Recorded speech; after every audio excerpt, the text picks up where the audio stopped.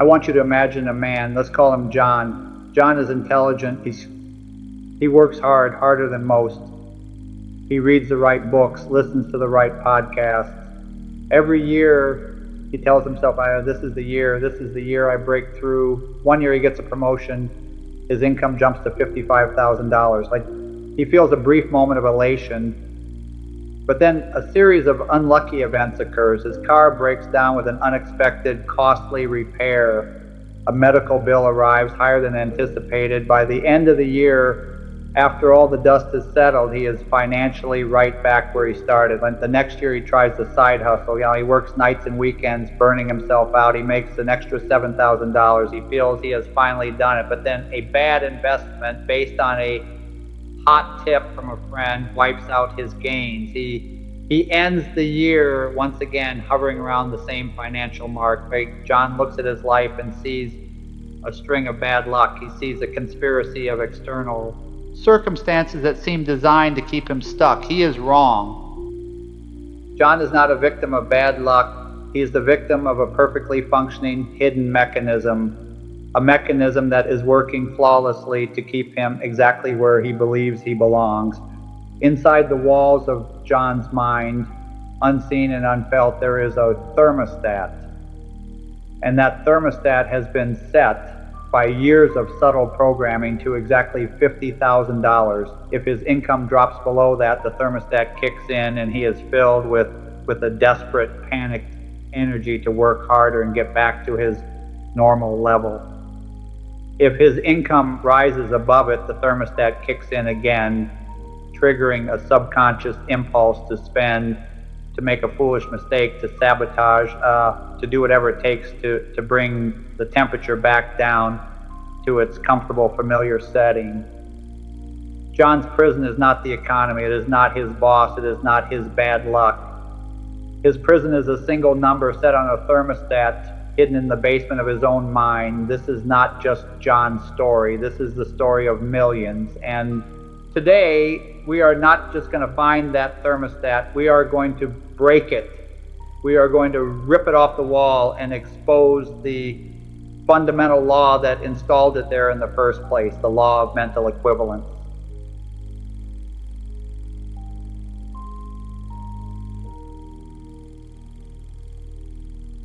The mechanism that controls John's thermostat is governed by one of the most profound and unforgiving laws of the mind. It is called the law of mental equivalence.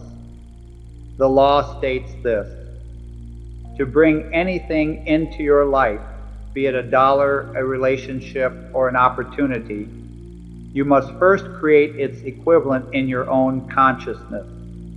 The outer world is a mirror. It cannot reflect to you what I do not first hold up to it from within. To expect $1 million reality when you hold a $50,000 consciousness is the definition of insanity.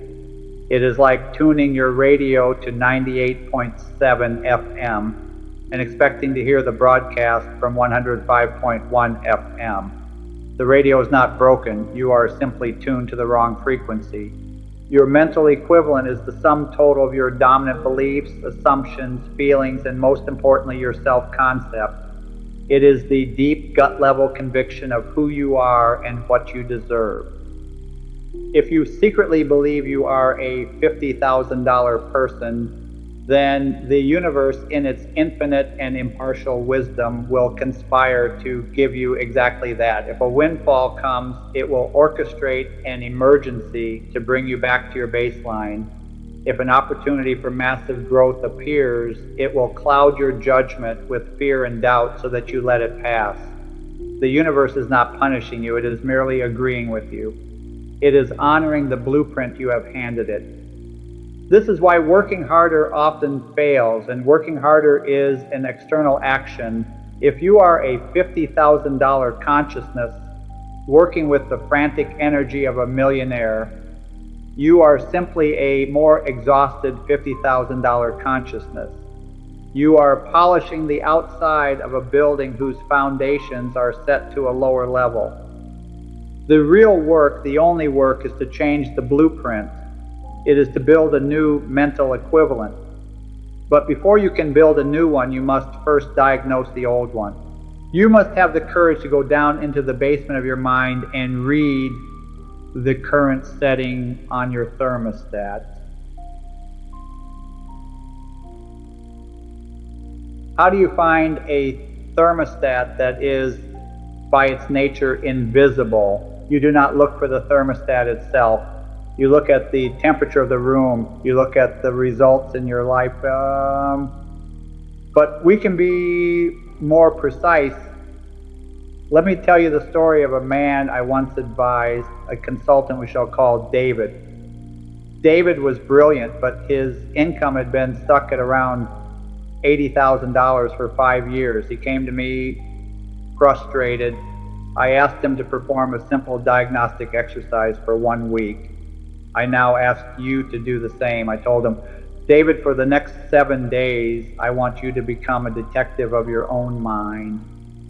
Carry a small notebook, and every time you think about money or value or your career, I want you to write down the first feeling and the first thought that appears without judgment. David reluctantly agreed, and what the results were revealing.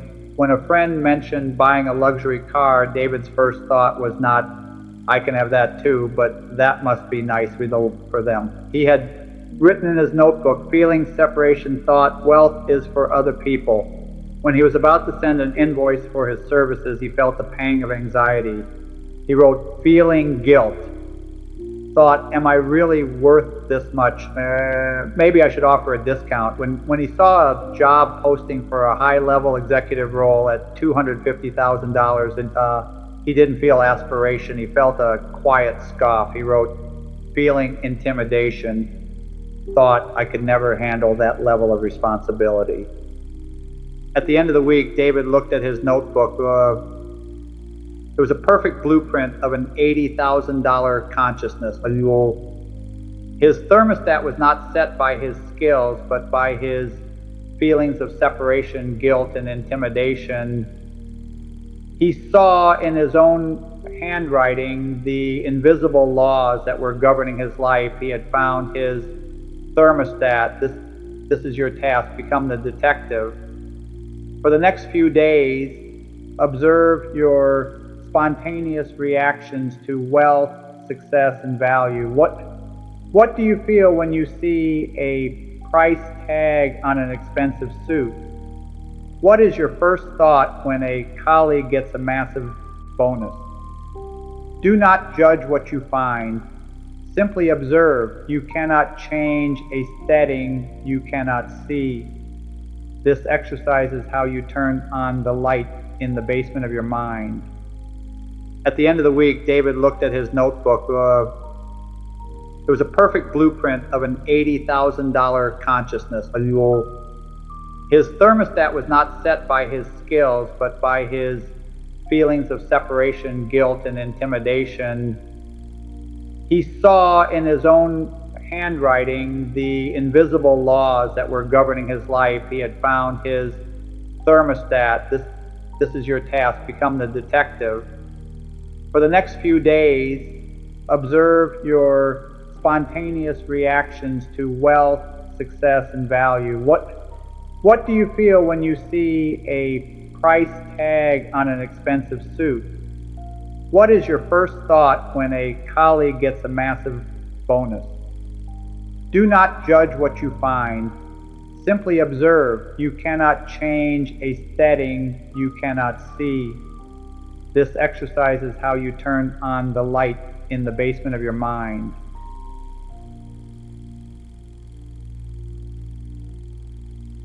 The evidence you gather from your diagnostic will point to a single foundational lie. A lie so pervasive and so deeply embedded in our culture that we accept it as truth without question. It is the lie of external value. This is the belief that your worth is a number assigned to you by an external entity. Your boss, your clients, the job market, a university degree. We are taught from birth that these external sources have the authority to look at us and declare, you are worth this much. We then internalize this number. We take the price tag the world hangs on our neck and we sew it onto our soul. We become a $50,000 a year person in our own minds, because that is the verdict the world has passed upon us. This is the most insidious form of slavery ever invented. It is a prison of the mind where the inmate willingly accepts the judgment of the warden. Let me tell you a story. Imagine a magnificent lion, the king of the jungle, captured as a cub and raised in a small cage at a circus, and every day his trainer comes and gives him a small bowl of meat, just enough to survive. The lion grows, his muscles ache for the savannah, his roar longs for the open plains, but his entire reality is the cage and the daily bowl of meat. To him, the value of his existence, the sum total of what he deserves, is that single bowl of meat. The trainer is the external authority who determines his worth. One day, a storm rips the door of his cage from its hinges. The lion tentatively steps out. He is, for the first time in the wider world, he is terrified. He doesn't know how to hunt. His value is still, in his own mind, one bowl of meat. He might even return to the cage where at least his worth was known and guaranteed. This lion is every man and woman who accepts their salary as the final measure of their worth. Your job is not your source. It is merely one channel through which the divine substance currently flows. To mistake the channel for the source is the same as the lion mistaking the trainer's hand for the source of all food. The source is the entire jungle, teeming with life and abundance, waiting for him to claim his true nature. The law of mental equivalence reveals that the world does not tell you what you are worth. It listens to what you declare your worth to be, and then it reflects that declaration back to you in the form of a salary, a client fee, or a business profit. The world is a mirror, not a judge. To break free, you must perform the most radical act of rebellion imaginable. You must fire the judge. You must revoke the world's authority to price your soul. You must turn your gaze away from the external price tag and begin the internal work of discovering your true inherent value. If your value is not external, then where does it come from? The great truth, the secret held by mystics and masters for millennia, is that your value is not earned, created, or assigned. It is inherent. It is intrinsic to your very existence. Your true value is infinite because you are not merely a human being. You are a unique, individualized expression of the one divine mind. You are God in manifestation. To say I am unworthy is a form of blasphemy against your own creator. It is the lion standing free in the jungle, insisting that he is only worth one bowl of meat. Knowing this intellectually is not enough. You must forge this truth into your being. You must build a new mental equivalent, not of a man who earns $250,000, but of a man who is innately worthy of the abundance that a $250,000 income represents. This is the work of forging a new man. Let me tell you of another man I knew, an artist.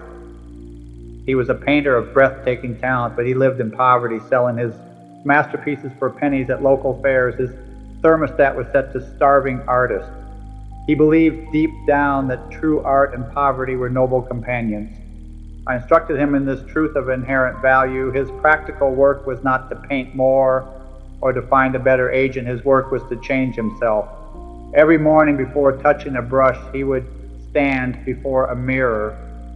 He was not to look at his tired eyes or his worn clothes.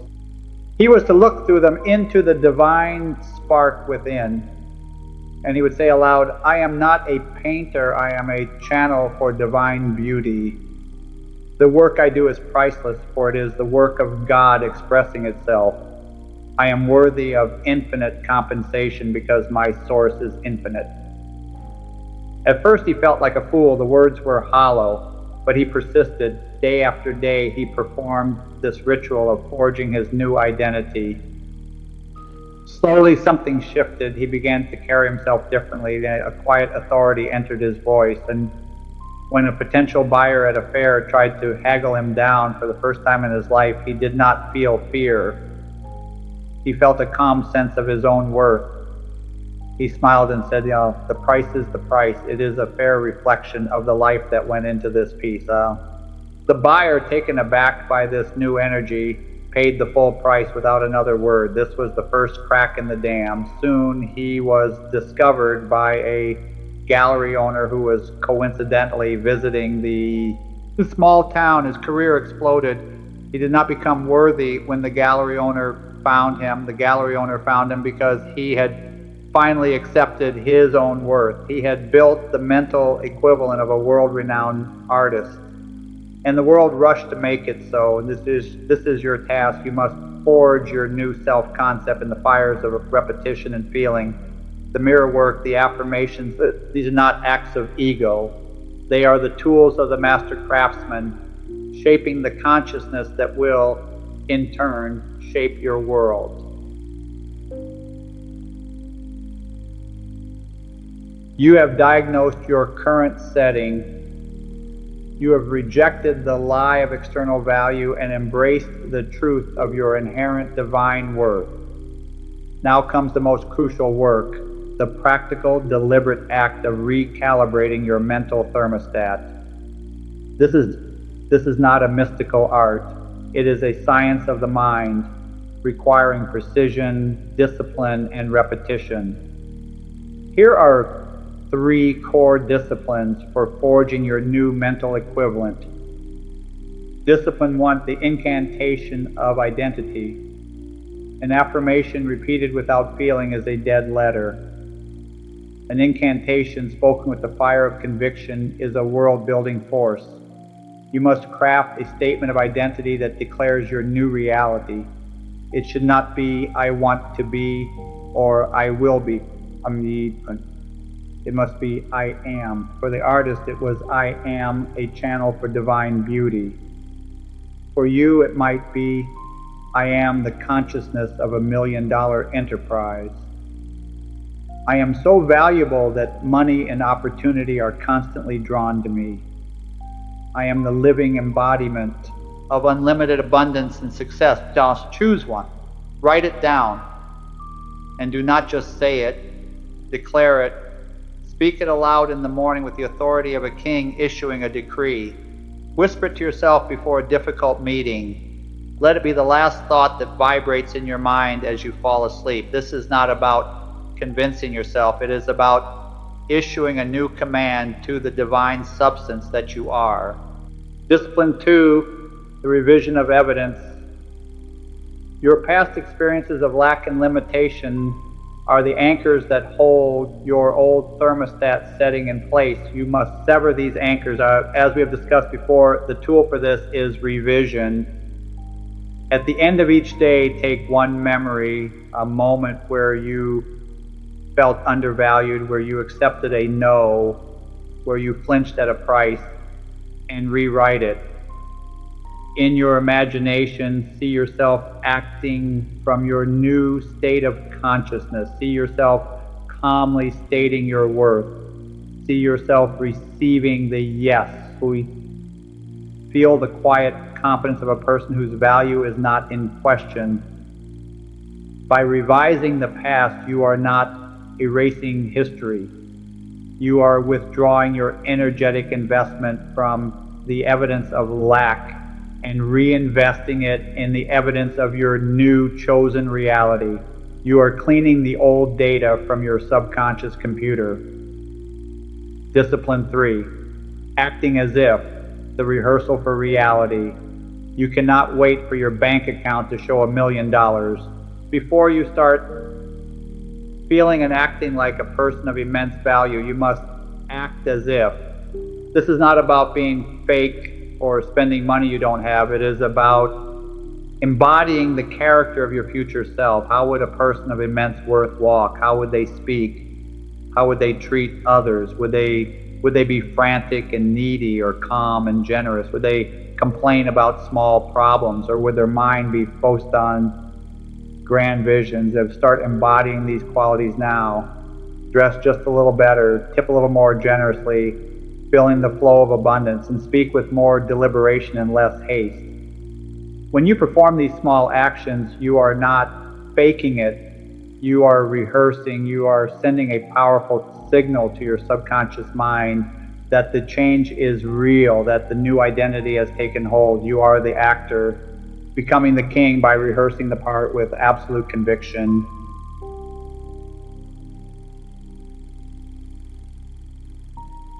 Let me tell you one final story, a story I witnessed unfold, which proves that no thermostat is set so low that it cannot be shattered. There was a man named Arthur who worked as a janitor in a large corporate building. He was kind, honest, and invisible. His thermostat was set to minimum wage. He saw the executives in their fine suits, and they were like beings from another planet. One day he found one of our books left behind in an office. He began to read. He learned of the law of mental equivalence.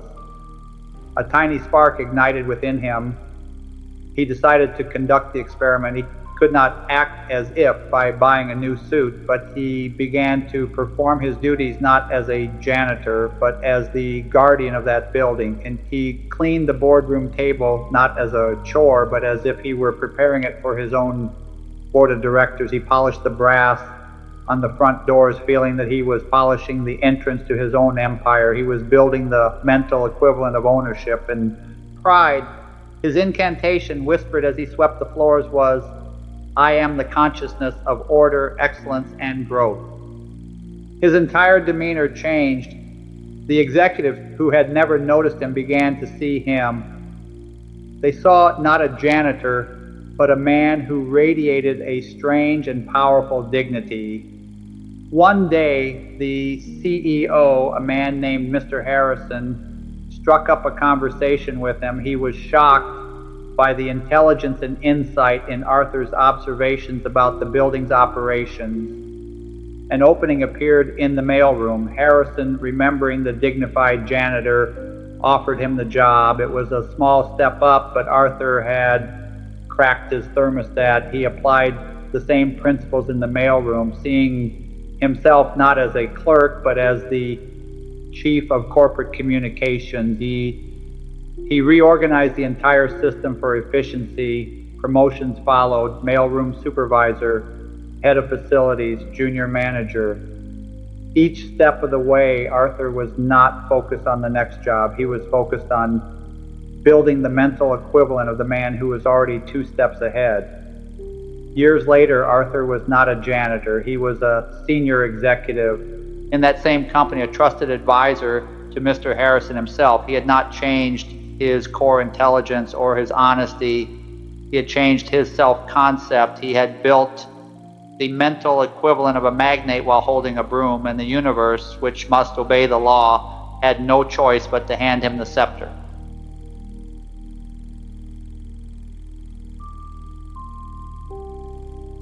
Arthur's story is not a fairy tale. It is a demonstration of the law. The thermostat in your mind, the setting that dictates the temperature of your financial life, is not made of steel. It is made of belief. And a belief can be changed. You have the diagnostic tools. You have the disciplines of forging. You have the stories of the lion, the artist, and the janitor.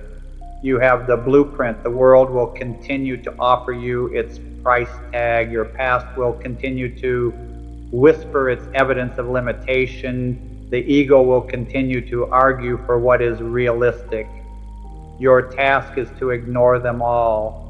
Your task is to turn your gaze inward and begin the great work. The work of building a new mental equivalent. The work of becoming, in the quiet workshop of your own mind, the person you desire to be. Do not ask how it will happen. Do not ask when it will happen. The how and the when are the domain of the master builder. Your only responsibility is to create the blueprint clear and unwavering. What is the number on your thermostat today? $50,000, $80,000. It does not matter whether it is an old setting based on an old lie. Today you rip it from the wall and you declare with the full power of your divine nature your new setting, infinite. I am Charles Fillmore, and this is the Fillmore Key.